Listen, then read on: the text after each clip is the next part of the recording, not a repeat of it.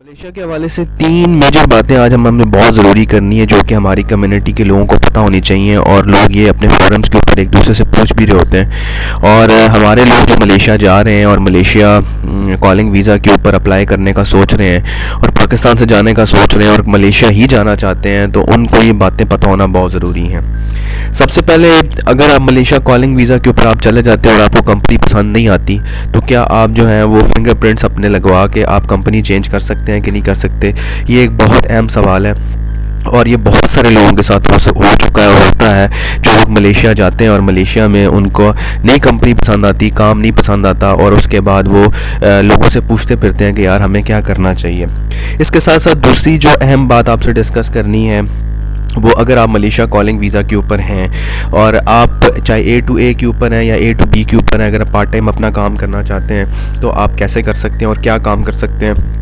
और मलेशिया में किन कामों की ऊपर पाबंदी है, और आप अगर अपना काम कर भी रहे हैं तो उसके लिए आपको किस तरह का लाइसेंस लेना पड़ेगा। ये तमाम की तमाम चीज़ें आपको आज हम अपनी वीडियो में बताएंगे। तीसरा अहम सवाल, पाकिस्तानी और इंडियंस को बहुत ज़्यादा डिपोर्ट किया जाता है विज़िट वीज़ा के ऊपर। हर दूसरे दिन आप सुन रहे होते हैं जनाब के विज़िट वीज़ा के ऊपर लोग गए और उनको डिपोर्ट कर दिया गया है। तो डिपोर्ट करने की मेन वजह क्या है, इसके ऊपर आज हम बात करेंगे।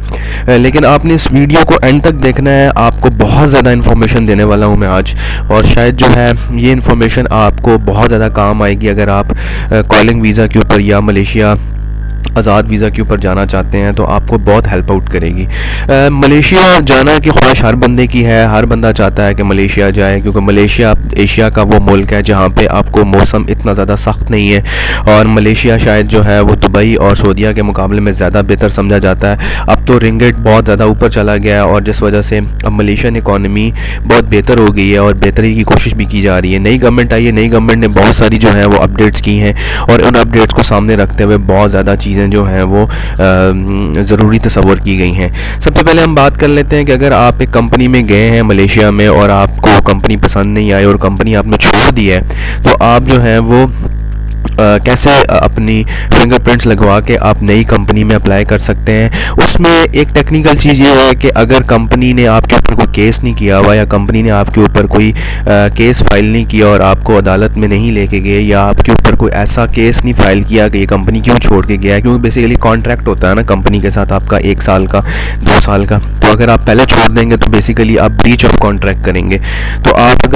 अगर कंपनी ने आपके ऊपर कोई केस नहीं किया, फिर तो आप बहुत आसान है, आप कोई ऐसा एजेंट ढूंढें जो आपकी हेल्प आउट करे। आप चाहे सेक्टर भी चेंज कर सकते हैं और आप जो है वो कंपनी भी चेंज कर सकते हैं, क्योंकि इस तरह बहुत सारे लोगों के साथ हुआ है। मलेशिया में लोग आए हैं, एजेंट उनको बताते हैं जी कि बहुत अच्छी कंपनी है, बहुत अच्छा इन्वायरमेंट है, काम आसान है, लेकिन जब लोग आते हैं तो फिर देखते हैं लोग लेट्स सपोज प्लांटेशन पे आए होते हैं और उनको काम पसंद नहीं आता और वो कंस्ट्रक्शन में जाना चाहते हैं या सर्विस सेक्टर में जाना चाहते हैं, तो उनको कंपनी पसंद नहीं आती, या कंपनी समटाइम 2022 में बहुत सारी कंपनी जो थी वो ब्लैकलिस्ट भी हुई और कंपनी बंद हो गई या कोई और मसला मसाइल हो गया, तो आपने कंपनी स्विच करनी है। तो उस सारे सिनेरियो में आपको अच्छा एजेंट ढूंढना पड़ेगा और तगड़ा एजेंट ढूंढना पड़ेगा जो आपको कॉलिंग निकलवा के दे, आपको कनेक्ट करके दे, आप किसी और सेक्टर में चले जाएं या किसी और कंपनी में चले जाएं।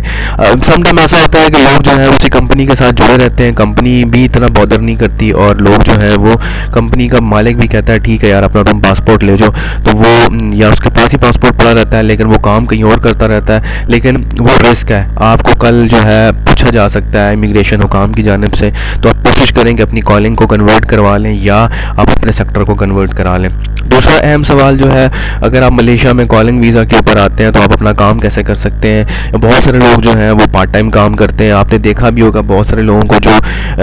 ऑनलाइन चीज़ें बेचते हैं, या कोई मोबाइल फ़ोन बेच दिया, हैंड फ्री बेच दी, कोई पैंट टी शर्ट्स वगैरह बेच दी, या लोगों ने कोई 10-12 कस्टमर अपने अच्छे से ढूंढ लिए हैं, उनको चीज़ें ला के दे दी, कोई कालीन ला के दे दी, कोई इस तरह की चीज़ें ला के दे दी। तो बेसिकली अगर आप कॉलिंग वीज़ा के ऊपर हैं तो आप पार्ट टाइम काम नहीं कर सकते, आपको अलाउ नहीं है पार्ट टाइम काम, लेकिन आप फिर भी करते हैं तो आपके पास परमिट होना चाहिए। अब बहुत सारे लोगों को आपने देखा होगा जो गाड़ी या बाइक पे जा रहे होते हैं और उनके पास परमिट नहीं होता या उनके पास जो है वो लाइसेंस नहीं होता, तो जिस वजह से उनको परेशानी का सामना करना पड़ता है। और ज़ाहिर सी बात है, आपने चीज़ें अगर एक बंदे को जाके देनी है तो आपके पास वो कन्विंस होनी चाहिए। कन्विंस में अगर आपके पास लाइसेंस नहीं है तो फिर आप कैसे कर सकते हैं। अगर आपके पास अपना ड्राइविंग लाइसेंस है और आपका परमिट है, बेसिकली गाड़ी और बाइक का परमिट होता है, आपने पाकिस्तान में शायद आपको इस तरह की चीज़ें नहीं मिलती, लेकिन मलेशिया में अगर आपने गाड़ी या बाइक रखा हुआ है तो आपके पास परमिट होना चाहिए। आपने किस एरिया में चलाना है और किस रोड के ऊपर चलाना है, रोड परमिट हर साल आपका रिन्यू होता है। तो अगर आप अपना काम करते हैं तो आप वैसे तो लीगली आप नहीं कर सकते, लेकिन अगर आप करना चाहते हैं तो आपके कस्टमर अच्छे आपके बन जाते हैं। चाहे आप कोई उनको कपड़े ला के दे दें, उनको टी शर्ट्स ला के दे दें, कोई पैंट्स ला के दे दें, कोई ज्वेलरी वगैरह ला के दे दें, या कोई ऐसी इस तरह की चीज़ें उनको ला के दे दें, तो शायद आपका जो है वो कोई ना कोई वहाँ से भी कोई ना कोई आपकी इनकम जनरेट हो जाएगी। और नॉर्मली बहुत सारे लोग जो हैं वो पार्ट टाइम ये काम करते भी हैं, क्योंकि ज़ाहिर सी बात है आप 8 घंटे नौकरी करते हैं, 8 घंटे नौकरी करने के बाद ये वाला काम आप कर सकते हैं जिस तरह पाकिस्तान में लोग पार्ट टाइम काम करते हैं। लेकिन पाकिस्तान में शायद आपको पूछता नहीं है, लेकिन आप मलेशिया में अगर ये काम कर रहे हैं तो आपके पास इमिग्रेशन डिपार्टमेंट आपको अलाउ नहीं करता कि आप कोई भी पार्ट टाइम काम करें। लेकिन लोग ऑनलाइन काम करते हैं, स्टूडेंट्स काम करते हैं, या कोई लेबर वगैरह उस तरह का ऑनलाइन काम करता है। कोई मोबाइल फ़ोन सस्ता मिल गया उसको बेच दिया, कोई हैंड फ्री मिल गई, कोई इस तरह का चार्जर्स मिल गए, इस तरह के लोग काम करते हैं। तो आपको इस तरह का काम जो है वो मिल जाते हैं और लोग करते भी हैं। लेकिन अगर आप ये कर रहे हैं तो थोड़ा समझदारी के साथ करें, ताकि कल आपको किसी भी किस्म का परेशानी का सामना ना करना पड़े। अब ज़ाहिर सी बात है, जब लोग पार्ट टाइम काम करते हैं तो अपना आपका काम है, उसमें आप 1000 रिंगिट भी बचा लेते हैं, 2000 रिंगिट भी बचा लेते हैं, 3000 रिंगिट भी बचा लेते हैं। ये डिपेंड करता है आप कितना काम करते हैं या कितनी आपकी सेल होती है। तो आपके अपने काम में 500 रिंगिट भी बचता है और कुछ लोगों को कुछ भी नहीं बचता, तो ये डिपेंड करता है। तीसरा जो अहम सवाल है वो है जनाब, अगर आप विज़िट वीज़ा के ऊपर गए हैं तो लोगों को डिपोर्ट किस चीज़ के ऊपर किया जा रहा है। देखिए, मलेशिया में लोग विज़िट वीज़ा के ऊपर आते हैं, अपने घूमते फिरते हैं, एंजॉय करते हैं, लेकिन कुछ लोग जो हैं वो काउंटर से निकल जाते हैं और कुछ लोग काउंटर पे फंस जाते हैं। जो लोग काउंटर पे फंसते हैं, और बहुत सारे लोगों के साथ मेन मसला ये होता है, लोग फेक होटलिंग का जो बुकिंग है वो शो करते हैं, या फेक अपनी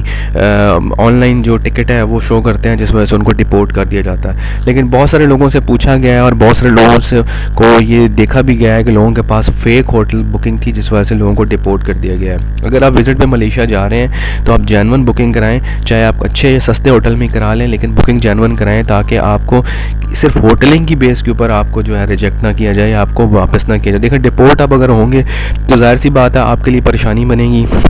आपने जनाब 1.5-2 लाख का टिकट लिया है, आप मलेशिया आए हैं, मलेशिया आने के बाद आपको इमिग्रेशन डिपार्टमेंट सिर्फ होटल की 2 नंबर बुकिंग की वजह से आपको जो है वापस कर दे, तो ये आपके लिए परेशानी रहेगी। और अगर आप हो सकता है कि आप पूरा प्लान करके आए हो और आपको मलेशिया वापस भेज दे, तो ये आपके लिए परेशानी हो। इससे पहले किस तरह कोई मसला मसाइल हो, तो आपको ये चाहिए कि आप मलेशिया जाने से पहले तमाम चीज़ें अपनी 1 नंबर लेके जाएँ, ताकि आपको इमिग्रेशन डिपार्टमेंट पूछे तो आपके तमाम चीज़ें हों, जिसमें आपके पास शो मनी है, आपकी ऑनलाइन वेरिफिकेशन बुकिंग है, और इसके अलावा आपकी टिकट जो रिटर्न टिकट है वो आपका वैलिड होना चाहिए, ताकि आपको किसी भी किस्म की परेशानी का सामना ना करना पड़े। ये 3 ऐसे टेक्निकल चीज़ें हैं जो आजकल बहुत ज़्यादा कॉमन है और हमारे लोगों के साथ बहुत ज़्यादा हो रही हैं। लेकिन फिर भी आपको कोई सवाल है तो आप हमें कमेंट सेक्शन में पूछ सकते हैं, कोशिश करेंगे हम उसके ऊपर एक कंप्लीट वीडियो बना लें। तब तक अपना बहुत ख्याल रखिएगा, हमारे चैनल को लाइक एंड सब्सक्राइब कर लें और बेल आइकन को दबा लें। अल्लाह हाफ़िज़।